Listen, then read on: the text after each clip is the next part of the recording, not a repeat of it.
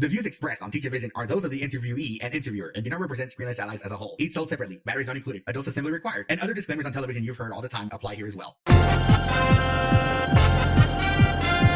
Hi, and welcome to Teachavision, where everyone has a different vision of learning, episode number 36. My name is Jose Briseño, and I want to welcome you to this week's episode of Teachavision by Screenless Allies. Thank you, everyone, for listening and for your support. And as always, please share with your friends. Please share with anyone that you think might find these episodes entertaining or educational. And this next series is going to be very educational. We have covered the teachers of the visually impaired. That is, the teachers that work with people who are totally blind or visually impaired. But now, how do these blind people know how to walk around and use canes and such? Well, this is where we're going to cover another topic that is related to blindness, and that is orientation and mobility. What is orientation and mobility, or O&M for short? We're going to begin an interview series with Mr. Christopher Tabb, an orientation and mobility instructor here in the state of Texas, who was gracious enough to provide us with an in-depth interview about orientation and mobility in general. And today, we're going to cover what is orientation and mobility, and we're going to find out more about Chris himself. All that and some corny jokes along the way, right here on this special series of Teachavision by Screenless Allies. But first, it's time for your Teachavision Tech Tip, where we make your technology life a little bit easier by giving you a hint or tip on how to use it. Whether it's computers, whether it's mobile devices, we have it all right here on the Teachavision Tech Tip on Teachavision by Screenless Allies. Welcome to a special edition of the Teachavision Tech Tip. This will be divided into several parts, though we're not going to cover a lot about this device. We're only going to cover the basics. Yes, we at Screenless Allies received a device to review for our website, and the text review will be coming soon. We're just going to give you a couple of demonstrations of this device and what it does.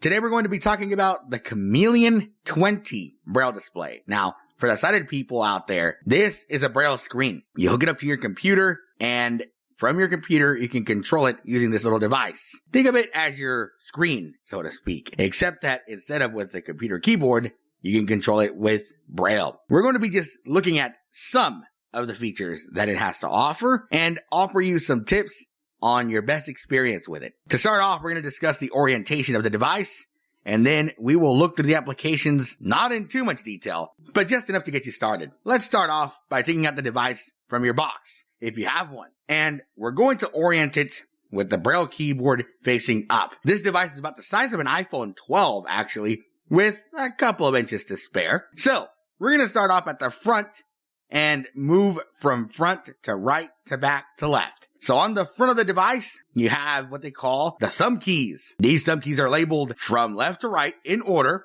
We'll start with the smallest one first, which is previous. The one in the middle is left. Then the home key, which will take you to the main menu from anywhere in the Chameleon. Then right, followed by next. The previous and next thumb keys move you up and down through menus, while the left and right thumb keys move you back and forward after you're done reading a line on the Braille display. Now, the previous and next thumb keys have a little line on top and bottom, respectively.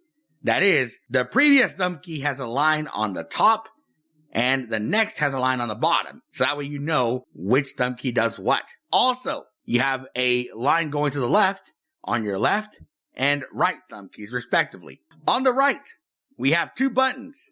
The first one is the volume down button. The second one is the volume up button. These are designed to control the voice in your device, which, yes, this Braille display has a voice that will talk to you through other applications if you so choose to use it. Above that is the headphone jack, which right now is currently being used to connect to my mixer and able to bring you this recording. On the back of the device, at the very left, because there's nothing on the right, you find an SD card slot. So yes, you can actually store files in here. So if you were working on notes or if you were working on reading a book, you can store these on the SD card or the internal storage of the device. On the left, you have a few things. You have your USB-C port, which is used to connect to chargers. This port is also used to connect to a computer. Below that, you have the power button, and an LED indicator is between the power and the USB-C connection. And then below that, you have a regular USB port that you can hook up thumb drives to. You can also use an external keyboard with the device and control it that way. On the top of the device, we're going to find the Braille keyboard. Now, to some people, they'll freak out because they're used to seeing a QWERTY keyboard. Well, this one has a regular Braille keyboard. So that is dots 1, 2, and 3 are on the left, followed by the backspace key, and then dots 4, 5, and 6, followed by the enter key. That is on the very top back. Below the Braille keyboard, you'll find a set of buttons. There are 20 buttons in this row, and that is the cursor buttons. So think of it like your mouse, but for Braille. Whenever you find a mistake, you can press the corresponding button above that Braille cell, and you can manipulate it by deleting it, or whatever you want to do with it. And below that is the Braille display. It has 20 cells. So you can read 20 cells at a time, and when you're ready, you can press the advanced thumb key, or the right thumb key as they call it. I call it advanced because on older devices, the name of the thumb keys was previous, back, advanced, and next. We hope this Teachavision tech tip was helpful to you. And now, on with the show. Chris, thank you so much, good sir, for joining the podcast today. Welcome to Teachavision. Thank you very much, Jose. Wonderful to be here. Well, thank you, good sir. So let's start off with some of the simple questions before we get into the, hot seat, very interrogating questions that will require an interrogation chamber. So tell us a little bit about yourself in general. Well, most people that know me probably start off with, oh, he's the guy that tells those awful jokes, because I have just really awful, corny humor. But I enjoy it very much. I enjoy orientation and mobility and assistive technology. It's different than a job. It's like a hobby. It's something that I just love doing. I'm usually geeking out on some new technology. I love talking about anything from traffic lights and truncated domes to different kinds of canes and cane tips. My wife is an orientation mobility specialist, and we just talk about O&M all the time. I do have some hobbies. I have to eat things that are different because I have celiac disease, so I can't have things that have gluten or dairy. So my food interests are usually things that are gluten-free and dairy-free, and so that creates some interesting scenarios for going out to eat. But I enjoy cooking because a lot of times I have to make things at home. So desserts or different things for dinner or lunch just have to be made from scratch sometimes. So it kind of is a necessity, but it's a fun hobby because you get to eat what you make. Right. So yeah, outside in the restaurants, I can imagine, do you have anything that's gluten-free? And everyone's like, Yeah, if they ask me if I want to roll with that, I know they didn't get it. So we did actually have somebody say to us once, we asked if their items were gluten-free and be safe for somebody with celiacs. And the lady said, I will be happy to tell you that as soon as you tell me what gluten is. So just the way of it. That is crazy. So obviously nowadays you prefer to cook by yourself, though. So that way you would avoid all these problems. There are some places that I can eat. There's some barbecue places that are safe. Sometimes I have to exclude certain items, but barbecue is something that just makes my mouth water from miles away. So there's still some places that I can go and have a safe meal, but we do a lot more home cooking than we do going out to eat. That's for sure. Well, you know what they say, barbecue's good, and barbecue's not good unless you wear it. I tend to wear a lot of it. You're absolutely right. Yes, sir. Well, you definitely, you're not the one with the boring jokes. Honestly, I can say for the listeners, I actually got to work with Chris for a couple of days, and I realized through him that I learned via humor. I think my own O&M learned from that, so he took his lessons and made them more humorous for me. So, Chris, if you had any kind of impact on that, I appreciate it, because you made O&M more fun for me in high school. I'm glad to hear that. In fact, we haven't talked for some time, and I was going to tell you a story about somebody who had a dog who brought a stick back from like 2 miles away. I wasn't sure. I think that's a pretty far-fetched story. Yes, sir. That's a good one. I love it. See, and a quick corny joke before we move forward as well. On my end, did you know that I have a pet newt named Tiny? You want to know why I named him Tiny? Why'd you name him Tiny? Because he's minute. That's why. Awesome. You'll hear a lot more of those guys. Don't worry. To the next question of, are you totally blind or are you fully sighted? Well, I'm not legally blind or totally blind. For all intents and purposes, according to the law, I would be considered fully sighted, but I still need help matching my clothes because I'm colorblind. That's about the closest I get to being in that category. Before I leave the house, my wife or my son will have to help me to remember if what I'm wearing is appropriate. So I try to dress in things that are black and white or gray and white, things that are just very basic colors. That way I don't have to worry about it. Well, I'm more colorblind than you are, so it ends up working out just fine. And Well, I live on my I own am too, guys. So, like, for all I know at work, I could be wearing, black and blue, and I might not even know about it. I'm always amazed by some individuals who are totally non-visual, who know so much about colors because they know how color makes other people feel. They'll say, well, I wanted to wear my yellow shirt today or my whatever color or something, because they know that when they wear that, people respond to them in different ways. So having an appreciation of color doesn't have to be about having vision to even see the color. It's just that you know how that color makes other people feel and you have an interest in that. Right. Well, that definitely makes a lot of sense. So let's go back to when you were a kid. Back when you were a kid, way back in the day. You're not old. I probably don't sound old to me. So You're very kind, Jose. Well, I feel weird when I say when I was a kid now because I'm 27. So it's like when I was a kid, and it's just like, geez, I feel very old just talking about this kind of stuff, We have to keep redefining what old really means the older we get. We have to keep pushing that out further. Yeah. Now I can't even tell my own O&M instructor because I make the jokes with him of, he'd always say, Jose, when I was your age, and I go, did they have that back then, Mr. Smith? And you want to walk down Highway 207 today, buddy? Because we can get you to walk down the highway, and there's no traffic lights on there, so you better figure out, you better watch it, bud, because I'll take you down there. I have no problem with that. So for sure. So tell me, what made you just in general, what made you want to get into teaching? What made you decide, man, I want to be a teacher of some sort? I don't know that I ever had that dream, Jose. It happened all by accident. I think my mother thought I was going to be a teacher, but it wasn't necessarily my dream. It happened by accident. I was actually digging ditches as a plumber's apprentice before I got into college, into special education. I had graduated with a degree in psychology in my bachelor's, the undergraduate work, and thought, well, I'm going to try to establish a different profession. And so I went to learn a trade. And while I was doing that, that's when I got information about the master's degree program in special education that led to orientation mobility. So it was pretty much an accident, we'll say. It was just another way to extend learning. But once I got there, oh my goodness, I've just fallen in love with the career and the people in it. And it's just wonderful. Wow. So you didn't have any, because I've seen like on some of the interviews, if you guys listen in, it's like I had a cousin who's blind. I had XYZ who's, visually impaired or, so on and so forth. But you just stumbled on it by accident because you were looking for something else that was a little more higher paying. Is that correct? Is that what? Well, I actually became the plumber's apprentice to do something that would make a little more money. And while I was digging ditches as a plumber's apprentice, the university sent a flyer that said, we have a program that will allow you to get a master's degree in special education if you're willing to work in the field for 2 years. And just kind of like some people go into the military and they get what's called the GI Bill so that they can use that military service for an education, the federal government was willing to help me to become an orientation mobility specialist because there was a need in the field. And I didn't know what orientation mobility was at the time. I just thought, well, okay, I'll try to get a master's degree. At that point, didn't have any children. Life was a little bit easier to go back to school. And so I did.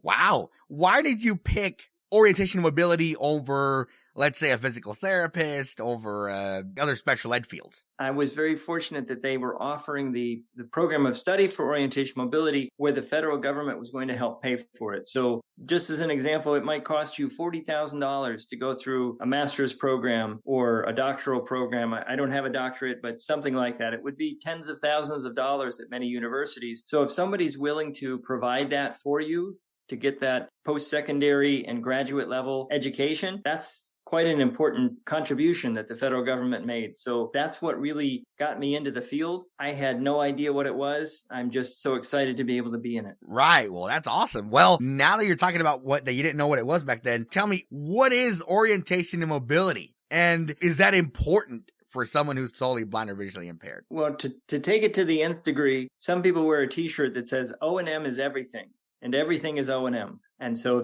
if you kind of break that down a little bit, the O in the orientation and mobility, the O is orientation, knowing where you are, where you want to go, and how to get there. The mobility is doing that safely, which is up and down stairs, crossing streets, escalators, elevators, traversing different travel environments, whether it's rural or urban areas, metropolitan downtown areas. Cliffs? All of Cliffs, yes, there's for some people, that's part of their mobility. When we think about people who've climbed Mount Everest, for instance, there's all sorts of orientation mobility, whether we're using trekking poles or a long cane. Wow. Okay. Well, actually, when I thought of cliffs, I was thinking more of like, how to jump off a cliff and all that good stuff. Well, and some of the summer programs, there's lots of different things like a ropes course where you are actually, while you're tethered, you're rappelling, but you're going off a cliff, but you're doing it in a safe manner. Ooh, that'd scare me.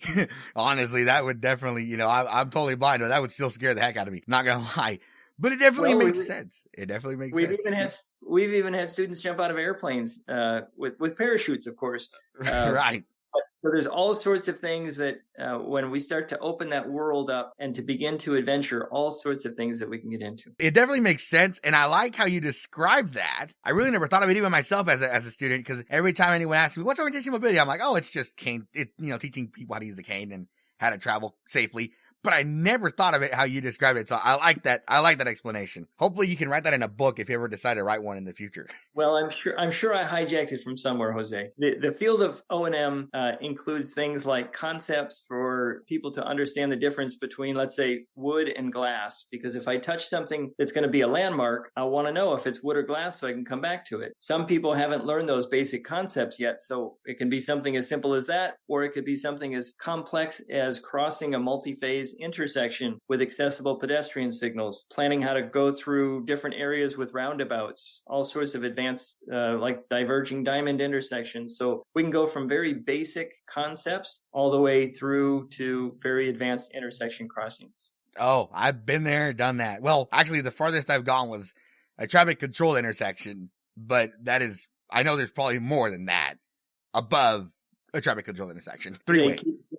They keep making new things every day. Describe for me the process of becoming certified in O&M. We're going to refer to it as O&M from here forward. So there's two different routes to become an orientation mobility specialist. The most common is a master's degree program where typically people will get their bachelor's degree. It could be in anything. My bachelor degree happened to be in psychology, but there's art majors, business majors, history majors. Basically, you have a bachelor's degree. Then you go into a master's degree program to go more in depth into areas of special education, to learn about eye conditions, to learn about working with people from different cultural backgrounds, to learn about different physical conditions like diabetes or other systemic conditions, charge syndrome, so that we can begin to understand the whole person when we work with them. The visual components are very important, but we're dealing with people who may have other conditions that impact their ability to travel. We need to learn about people who are younger, infants and toddlers, up into senior citizens, and those that are in very advanced ages,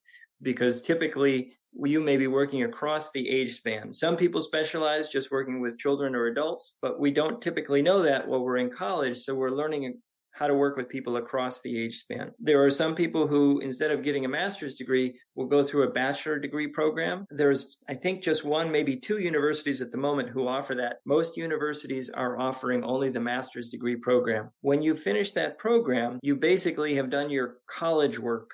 Then there are certifications that can happen beyond that. Some states, like Texas, require that in order to work with students who are school age, you have to be certified through what's called the Academy for the Certification of Vision Rehabilitation and Education Professionals, or ACVREP, and you would become a COMS, a Certified Orientation Mobility Specialist. There's also another certifying body, which is through the NFB, the National Federation of the Blind, where you would become an NOMC, a National Orientation and Mobility Certificate. Different types of programs with different focuses, but they both have training components that have require you to be able to demonstrate abilities in certain areas. The ACVREP includes a test, so you have some requirement for doing an internship as well as doing a test. You need to demonstrate your knowledge in certain areas, kind of like a medical doctor taking a test to become a licensed doctor. Different than licensure, this is just certification, but same idea. Under the NOMC certification, you would be conducting a certain number of hours under blindfold. That's typically, blindfold training happens in both programs, but there's a much greater emphasis placed in the NOMC program of blindfold travel, non-visual travel, as well as non-visual instruction than there is for the Certified Orientation Mobility Specialist or the COMS. Gotcha. That definitely makes sense. Wow. Are you certified under both programs or just the COMS program, just out of curiosity? I am just certified under the COMS program. There are some people who have both certifications, but I just have the COMS. Thank you for listening to this episode of Teachavision by Screenless Allies. Did you enjoy what you heard? We encourage you to look back at our past podcast episodes, which are equally as awesome as this one. If you want to know more information about Screenless Allies, we encourage you to visit our website at www.screenlessallies.com. That is SCREENLESSALLIES.com. All one word. Want to keep up with our happenings? Like us on Facebook. Facebook.com/Screenless Allies Official. All one word. Want to get in contact with us for any reason whatsoever? Email us info@screenlessallies.com. Also, please share with your friends and others that might find Screenless Allies beneficial and fun. Thank you for listening, and we will see you next time.